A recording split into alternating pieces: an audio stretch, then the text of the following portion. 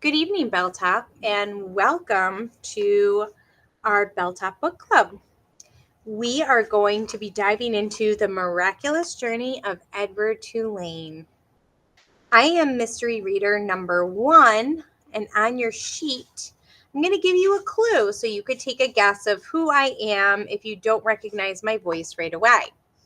My clue is that my last name starts like giggle. All right, good luck to you. Chapter 1, you may read along with me. Once in a house on Egypt Street, there lived a rabbit who was made almost entirely of china. He had china arms and china legs, china paws and a china head, a china torso and a china nose. His arms and legs were jointed and joined by wire, so that his china elbows and china knees could be bent, giving him much freedom of movement. His ears were made of real rabbit fur, and beneath the fur there were strong bendable wires which allowed the ears to be arranged into poses that reflected the rabbit's mood: jaunty, tired, full of ennui. His tail, too, was made of real rabbit fur and was fluffy and soft and well-shaped. The rabbit's name was Edward Tulane, and he was tall.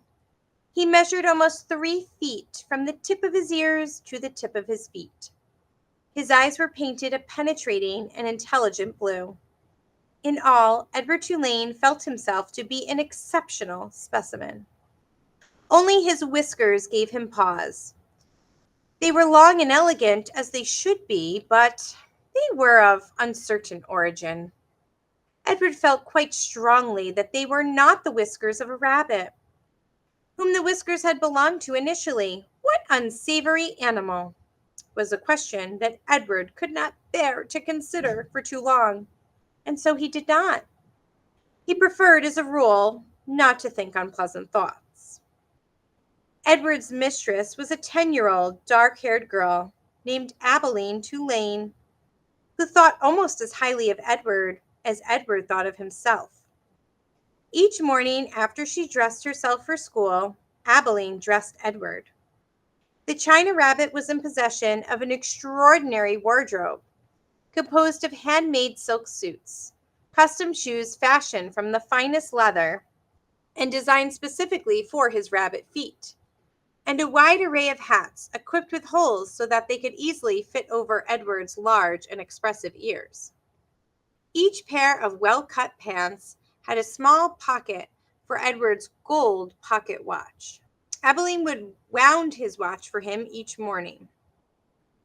"Now, Edward," she had said to him after she was done winding the watch, "when the big hand is on the 12 and the little hand is on the 3, I will come home to you." She placed Edward on a chair in the dining room and positioned the chair so that Edward was looking out the window and could see the path that led up to the Tulane front door. Abilene balanced the watch on his left leg. She kissed the tips of his ears, and then she left, and Edward spent the day staring out at Egypt Street, listening to the tick of his watch and waiting.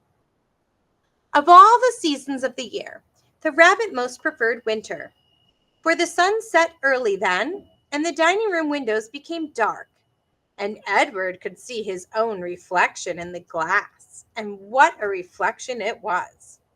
What an elegant figure he cut! Edward never ceased to be amazed at his own fineness. In the evening, Edward sat at the dining room table with the other members of the Tulane family: Abilene, her mother and father, and Abilene's grandmother, who was called Pellegrina. True, Edward's ears barely cleared the tabletop, and true also, he spent the duration of the meal staring straight ahead at nothing but the bright and blinding white of the tablecloth. But he was there, a rabbit at the table. Abilene's parents found it charming that Abilene considered Edward real, and that she sometimes requested that a phrase or story be repeated because Edward had not heard it. "Papa," Abilene would say, "I'm afraid that Edward didn't catch that last bit." Abilene's father would then turn in the direction of Edward's ears and speak slowly, repeating what he had just said for the benefit of the china rabbit.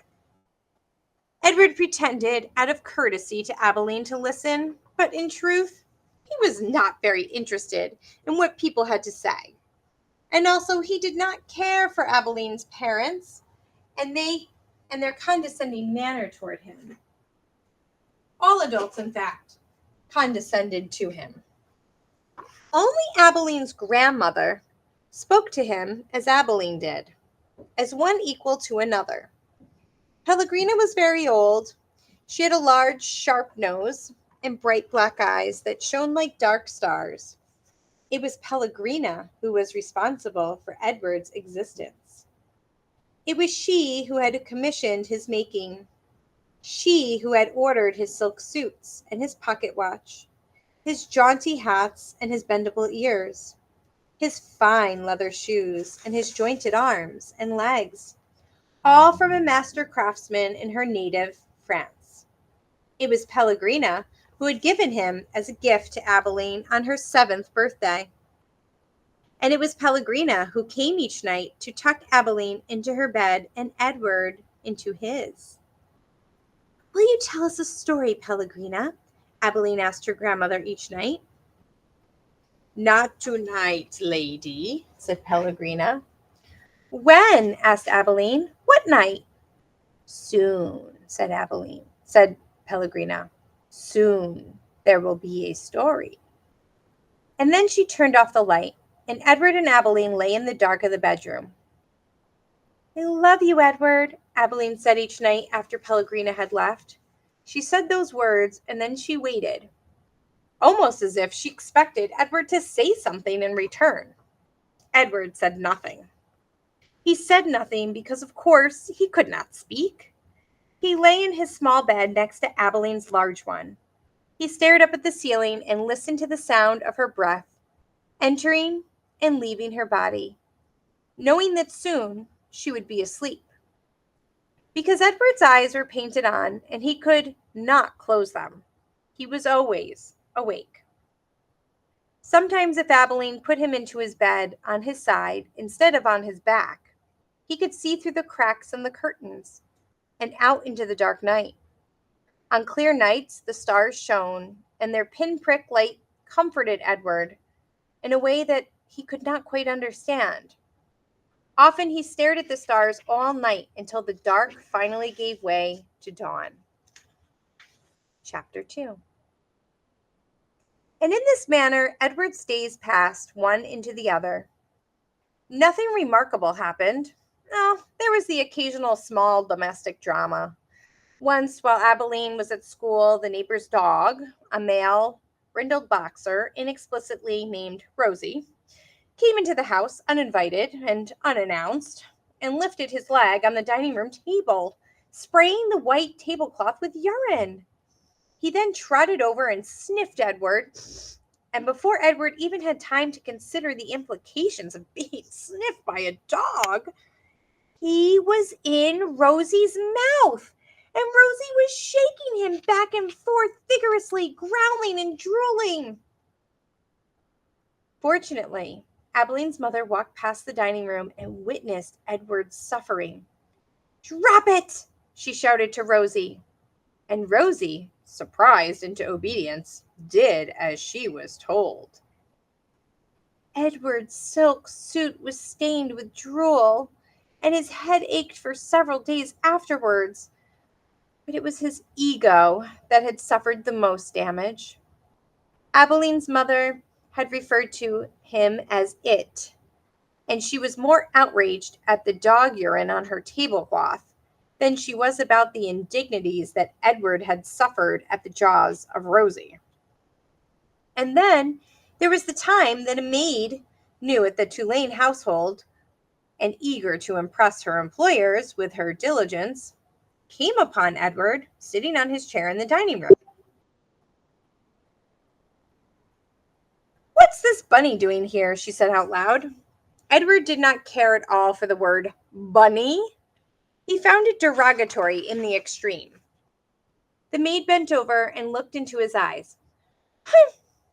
She said. She stood back up. She put her hands on her hips. "I reckon you're just like every other thing in this house, something needing to be cleaned and dusted. And so the maid vacuumed Edward Tulane. She sucked each of his long ears up the vacuum cleaner hose. She pawed his clothes and beat his tail. She dusted his face with brutality and efficiency.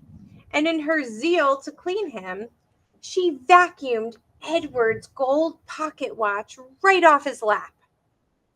The watch went into the mouth of the vacuum cleaner with a distressing clank that the maid did not even seem to hear.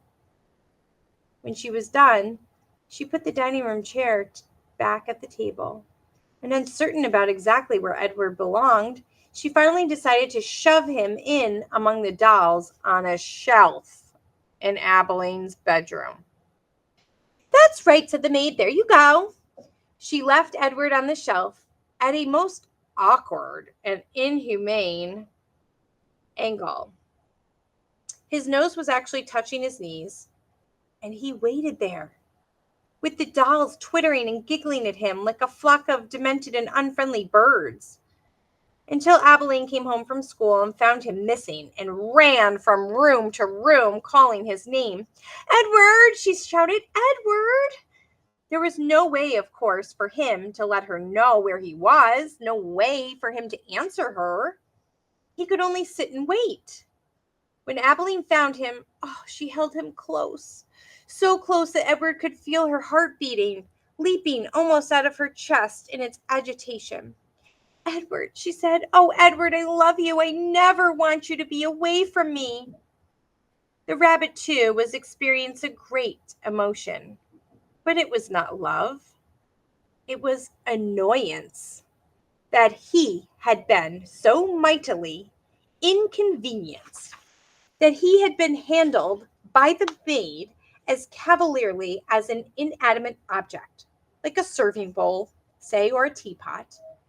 The only satisfaction to be had from the whole affair was that the new maid was dismissed immediately. Edward's pocket watch was located later, deep within the bowels of the vacuum cleaner, dented, but still in working condition. It was returned to him by Abeline's father, who presented it with a mocking bow. "Sir Edward," he said, "your timepiece, I believe." The Rosie affair and the vacuum cleaner incident, those were the great dramas of Edward's life, until the night of Abeline's 11th birthday, when, at the dinner table, as the cake was being served, the ship was mentioned.